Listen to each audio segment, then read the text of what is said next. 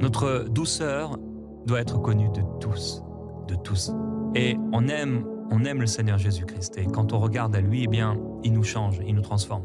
L'apôtre Paul disait, mais moi, auparavant, j'étais un homme emporté, colérique, mais le Seigneur m'a fait grâce. Et on voit que cet homme qui était emporté, colérique, qui mettait des gens en prison et qui les faisait mettre à mort, on a lapidé quelqu'un devant lui et il était content. Pouf!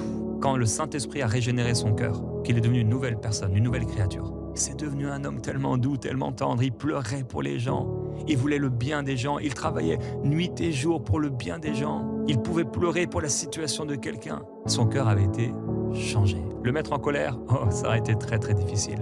Et on peut voir le Seigneur Jésus plein de douceur, plein d'amour, tellement patient avec les pharisiens, tellement patient avec les disciples. Une fois, on le voit se mettre en colère dans le temple. Il fait le fouet de cordes et il frappe pas les gens avec, non. Il frappe la situation, les tables des changeurs. Mais pas les changeurs, pas les hommes.